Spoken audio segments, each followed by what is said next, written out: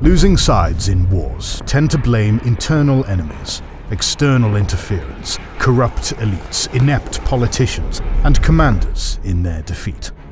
After all, one's glorious nation and its mighty army could not possibly have lost a war just because the other side was better prepared militarily and economically. There has to be a malevolent force which has orchestrated this outcome from the shadows. This process of cope happened to Germany after World War I with the emergence of the stab-in-the-back myth, which blamed the defeat of the German Empire to Britain, France, and the United States on the communists and Jewish people living among the Germans. This myth played a significant part in the emergence of the Nazi regime in Germany, and another devastating global war. Naturally, this narrative was a false one. So why did Germany really lose World War I? In this video, we will examine the military, economic, and social factors that might help us answer that question. If only it was as easy as finding the answer to questions like what is your date of birth, home address, or even bank numbers. Anyone who wants to know that can go on the internet and get it. That's the grim reality we're going to help everyone deal with an offer from our sponsor today, Aura. Unfortunately, the companies that hold your data absolutely will either get robbed of it or straight up sell it. Once it's out there, it's a commodity for the world of data brokers. People will buy your latest details to use in advertising, spam, and fraud. Such trade is usually legal too, unless you step in and actively ask them to stop. Only you'll find that in practice, this is extremely difficult. Hence, we must turn to Aura, the service that hunts down all the sellers peddling your personal information on the internet, and goes through the legal process of getting it scrubbed. All you need to do is give the order, and wait for your privacy and security to be restored. And speaking of security, Aura also actively provides a full suite of security services for your devices, giving you real-time info on where your information is getting leaked, providing antivirus and VPN services, and in the US they give you 24/7 customer support to instantly attack any trouble. If you want to see just what Aura can dig up for you, we can give you a 2-week free trial. Just click our link in the description, aura.com/kings. For a very long time after World War I, there was a consensus in German society that, although their country had lost the war, it was not because their army had been defeated on the battlefield. This mentality was embodied by Hitler and the Nazis, whose whole worldview stood on this premise. Yet even the first leader of the Weimar Republic, the Social Democrat Friedrich Ebert, shared this sentiment. "Keine Feind hat euch überwunden," he said to the returning German soldiers. "No enemy has vanquished you." However, as much as the Germans sought to insist upon the undefeated status of their armies, this claim is simply incorrect. While there are a myriad of complex reasons behind the German defeat in World War I, which we will examine in this video, the first and foremost cause of the loss was the situation on the battlefield. It must be remembered that Germany was fighting a war on 2 fronts. Initially against Russia in the east, and the combined French and British force in the west. The German strategy was based on the Schlieffen Plan, which, in hindsight, was extremely optimistic. It envisaged Russia taking at least 6 weeks to mobilize for a war against Germany, a calculation based on an extremely incompetent display of the Russian army during the Russo-Japanese War of 1905. Before Russia could raise its armies, Germany aimed to swiftly occupy the Netherlands and Belgium in order to avoid the heavily fortified French-German border. The German army would then enter France through Flanders, march directly on Paris, then envelop and destroy the French army.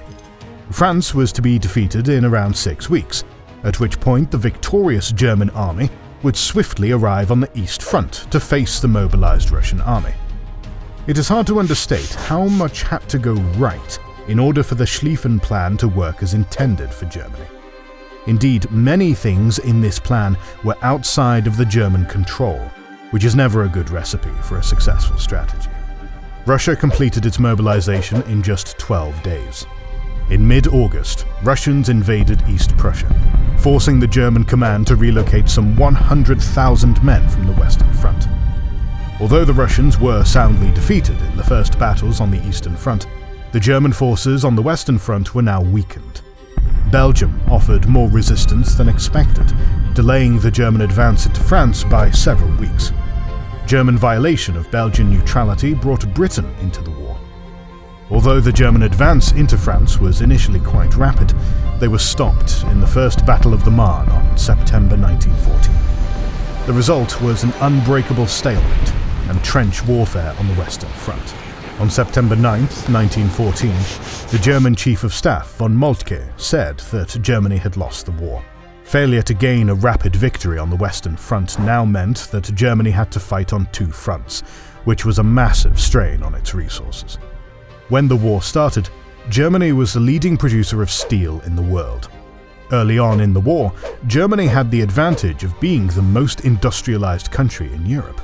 However, Britain had the largest navy in the world and used it to impose a naval blockade on Germany, which harmed the German military production during the war immensely. Soon after the blockade started, Germany started experiencing shortages of resources vital for military production, including cordite, nitrate, camphor, saltpeter, and pyrites. When it became clear that this war was going to last, Germany transitioned to a wartime economy, prioritizing military expenses. They created the KRA, the War Raw Materials Department, to find solutions to the shortages and ensure steady military supplies. But this was done at the expense of civilians, which was going to bite the Germans back eventually. For a time, the wartime economy achieved its desired effect. For instance, in 1916, Germany produced 36 million shells, a fourfold increase from its 1915 production of 8.9 million. Had Germany faced only one, or perhaps even two of the Entente powers, they might have succeeded, thanks to its powerful army and industrial capacity.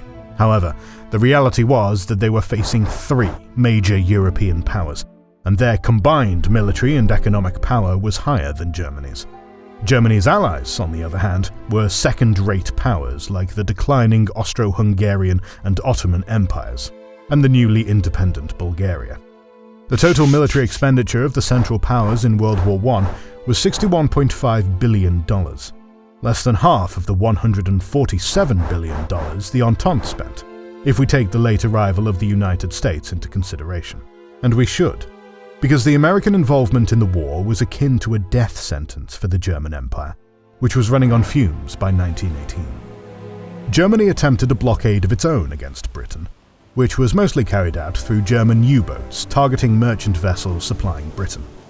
They managed to sink 5,000 merchant ships, but ultimately failed to stop the regular delivery of supplies.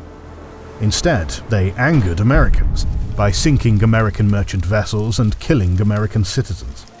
This angered Washington, and the leaking of the secret diplomatic note of the German Foreign Minister Arthur Zimmermann was the final straw. In his letter to the German ambassador to Mexico, Zimmermann instructed the ambassador to persuade Mexico to declare war against the United States, promising military support to recognize the states of New Mexico, Texas, and Arizona as sovereign Mexican territory. British intelligence leaked this letter, and a month later, in April 1917, the United States declared war on Germany. By the time the American Expeditionary Force started arriving, Russia was in disarray and practically out of the war. Germany could now focus on the Western Front. In hindsight, some argue that this was the point when Germany should have asked for diplomatic talks and achieved favorable terms from the Allies. Instead, Germany saw this as a moment when they needed to launch the decisive blow on the Entente, particularly before the Americans were ready to attack them. Victories over Italy, Greece, and Serbia rejuvenated Germany's morale. As the German command prepared what General Ludendorff called the peace offensive on the Western Front, there was true hope that the Kaiser might emerge victorious from the Great War. Germany transferred 40 divisions from the Eastern Front and gained a numerical advantage for the first time since 1914. Britain and France had suffered massive casualties by then and were exhausted by the war too. There was a mutiny in the French army in 1917. British units were understaffed after horrific losses suffered in the Passchendaele offensive. On 21st of March 1918, Germany launched Operation Michael to start its decisive offensive. The goal was to split the British and French armies into two by capturing the Somme region. Germany carried out 4 other operations to break the Allied resistance. However, Even though Germans gained further ground in these operations, France and Britain, now bolstered by American troops, prevented Germany from achieving decisive success. Germany had now spent its last crucial military resources, including its stormtroopers from the Eastern Front, without much to show for it. In August, the Allies launched the 100 Days Offensive, overwhelming the demoralized German troops. In late September, the formidable Hindenburg Line was breached. German defenses were collapsing.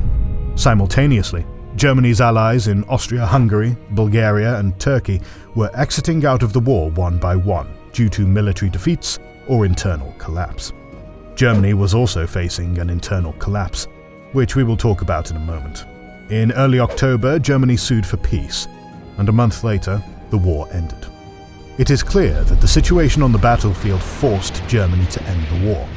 But here the question is, how important was the United States' involvement in Germany's defeat? This question is open to speculation.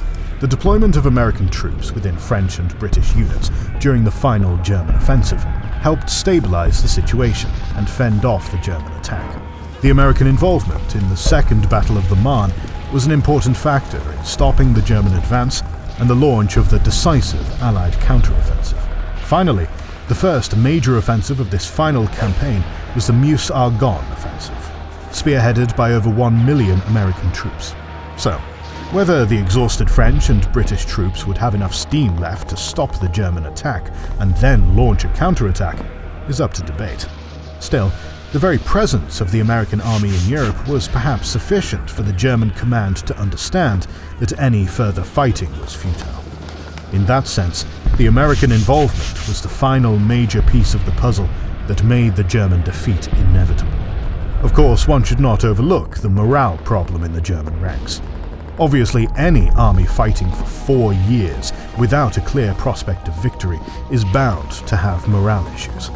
The arrival of the American army arguably exacerbated this problem. From July 1918, the discipline in the German army started to deteriorate rather rapidly. Mutinies, desertions, and mass surrender became common. Up until July 1918, 327,000 Germans had surrendered in World War I. In August and September 1918 alone, 233,000 surrendered to the Allies. However, Germany's defeat in the First World War was not just about the situation on the battlefield.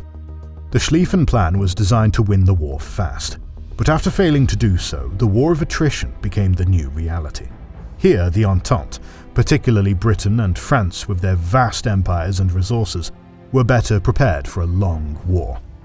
Moreover, even though the United States stayed neutral until 1917, they had much closer economic ties with the Allies during that time. Up until 1917, Britain and France received $2.25 billion worth of loans from American banks, which was spent on buying military goods and food from the United States. To compare, Germany received only $27 million worth of loans. British naval superiority played a crucial role in Germany's defeat as well. The blockade imposed by them prevented Germany from trading with foreign nations and purchasing vital military and civilian goods.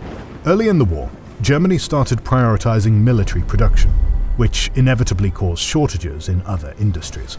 The mobilization of farmers and the prioritization of the use of fertilizers for military production all harmed food production. And in 1915, the German government imposed bread rationing. The poor harvest of 1915 caused further shortages. The failure of the potato crop, an important part of the German diet, exacerbated the situation.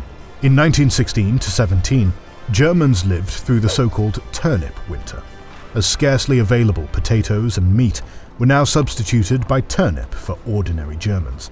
The food rationing by this year was growing harsher. Losses on the battlefield forced Germany to draft even skilled factory workers onto the front line and substitute them with unskilled labor, making German productivity worse.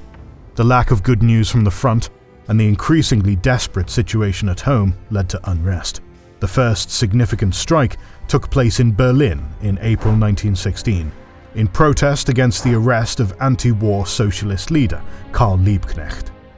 Following the Russian February Revolution, the German strike movement grew as well.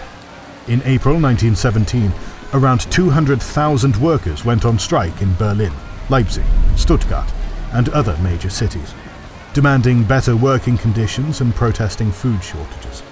Demands to end the war started becoming more regular. The German strike movement peaked in January of 1918. Over 1 million German workers went on strike throughout the country, and one of their key demands was peace without annexations, the popular anti-war socialist slogan. The German government used the military to suppress this strike, but it was telling that the German socialists, who had supported the war in 1914, were now striking to end the war in such large numbers. The final nail in the coffin of the German Empire was the mutiny of sailors in Kiel. While peace talks had already started, the German Naval Command ordered its fleet to launch a final, desperate attack on the British Navy blockading the North Sea in late October. The sailors refused these orders and staged a massive demonstration in Kiel on November the 3rd. These sparked a revolution throughout Germany, leading to the fall of the empire. But by then, the fate of the First World War had already been sealed. A month earlier, on October the 1st, General Ludendorff had asked Emperor Wilhelm II to seek truce with the Allies.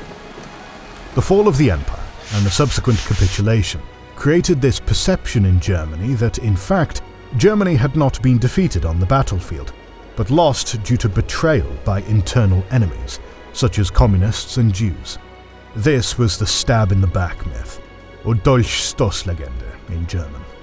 Particularly, it was the conservative and nationalist strata that propagated this narrative. However, even Republicans such as Friedrich Ebert, one of the founders of Weimar Germany, played their role in the entrenchment of this myth in the German psyche. This would eventually have disastrous consequences. It is true that the internal collapse played an important role in the German defeat. Food shortages, poor working conditions, lack of realistic prospects of victory, and the war fatigue all caused public unrest in Germany, culminating in the fall of the empire. However, the truth is that by the time all these factors were building up, the German army was already on the brink of collapse. Their main defensive line was breached, fresh American troops were advancing, and German soldiers were surrendering en masse. Even if the revolution had not happened, the German army was on the verge of total defeat by the autumn of 1918. The war could have gone on for longer, but the result would have been the same. Otherwise, the German military command would not seek negotiations. So, it is a myth that the German army was not defeated on the battlefield in World War I. They were. The combination of the American involvement, the German exhaustion both on the battlefield and at home, the British naval blockade, and the Entente advantage in the War of Attrition led to Germany's defeat in World War I and the fall of its empire. More videos on the First World War are on the way, so make sure you are subscribed and have pressed the bell button to see them. Please consider liking, subscribing, commenting and sharing. It helps immensely. Recently, we have started releasing weekly Patreon and YouTube member exclusive content. Consider joining their ranks via the link in the description or button under the video. To watch these weekly videos, learn about our schedule, get early access to our videos, access our private Discord, and much more. This is the Kings and Generals channel, and we will catch you on the next one.